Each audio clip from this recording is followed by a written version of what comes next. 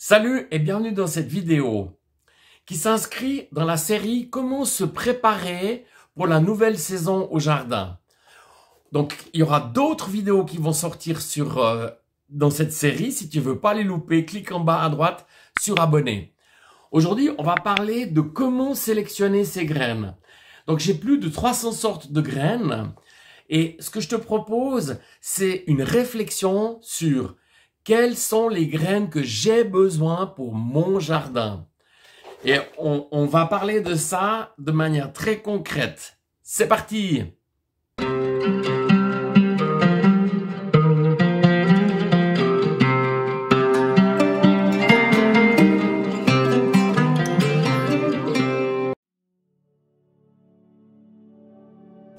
Ces derniers temps, j'ai vu plusieurs vidéos d'amis youtubeurs qui vantaient telle variété. Alors, je pense qu'au niveau académique, c'est intéressant, mais la problématique, dans le concret, on a de la peine à trouver les mêmes graines.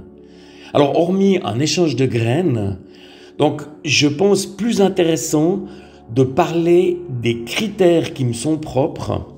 Et personnellement, j'en ai 6 qui sont 1. Comprendre son climat. 2. La périodicité. 3. La productivité. 4. Le port et la hauteur. 5. La résistance aux maladies. Et enfin 6. La forme, les couleurs et surtout le goût. Le premier des critères, c'est comprendre son climat. Donc, que tu sois en Sibérie ou en Afrique, ou en zone océanique ou en zone continentale, je pense que c'est vraiment important de bien comprendre le climat dans lequel je me trouve. Alors, personnellement, j'en parle dans la vidéo 217 des zones de rusticité et notamment de cette fameuse carte USDA. Donc, je suis en zone 6, donc ça veut dire continentale, semi-continentale. Et moi, personnellement, les sachets de graines correspondent parfaitement, donc le calendrier, à mes besoins. Alors, je te propose d'aller revoir cette vidéo si tu veux plus d'informations. Deuxième critère, c'est la périodicité. Alors, qu'est-ce que je cherche à faire? Je cherche à avoir des récoltes le plus tôt possible et également le plus tard possible. Donc, je vais utiliser des graines, par exemple, qui sont adaptées à un climat rude, par exemple comme la Sibérie. Donc, c'est pour ça que j'ai fait un gros travail sur la recherche des graines en Russie pour avoir des tomates le plus tôt possible et également des tomates tardives qui me permettent de les avoir jusqu'en fin d'année.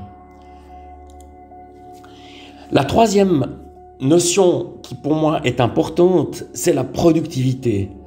Donc je fais des paniers, j'ai livré 1,6 tonne dans les paniers l'année passée, dont j'ai produit à peu près 1,2 tonne et j'ai besoin d'avoir une productivité importante sans trahir mes idéaux.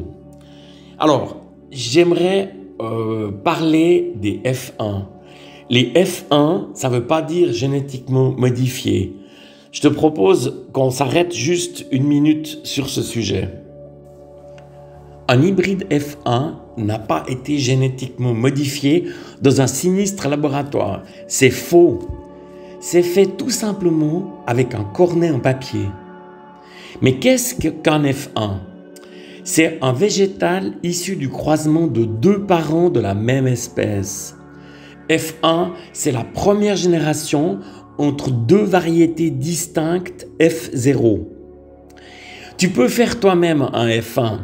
Pour cela, il te faut une fleur femelle d'un végétal de lignée stabilisée, on parle aussi de lignée pure, que tu fécondes avec des étamines d'une fleur mâle de la même espèce en appliquant sur le pistil de la fleur femelle.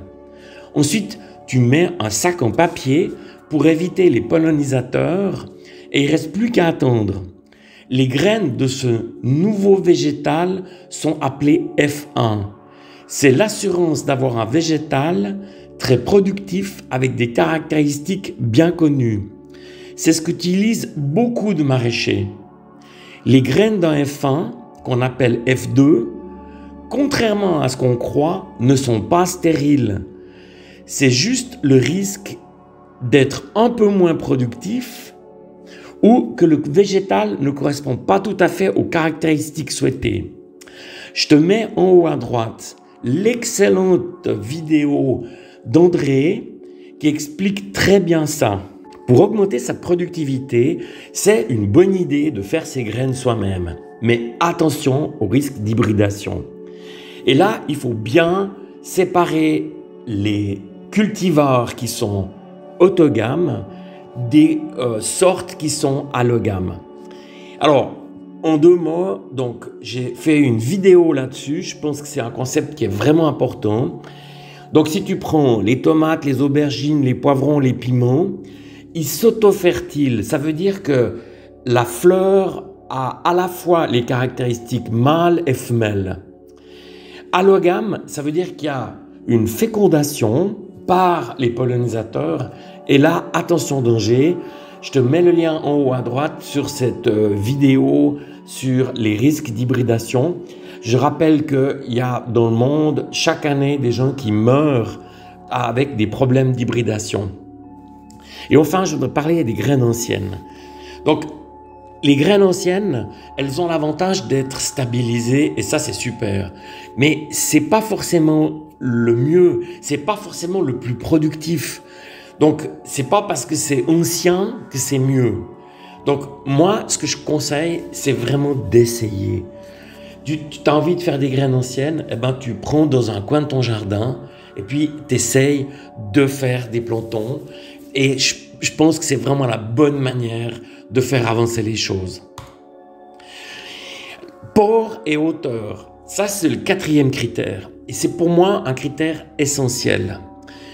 Donc comme tu le vois à l'écran, là je te montre ma serre. J'ai une serre hexagonale. Et en fin de compte, je n'ai pas la même hauteur sur les côtés qu'au centre. Donc on distingue le port.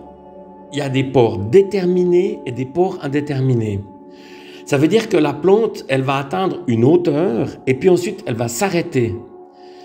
Donc, je vais mettre sur les côtés des pores déterminés d'une hauteur qui soit exactement celle qui me convient.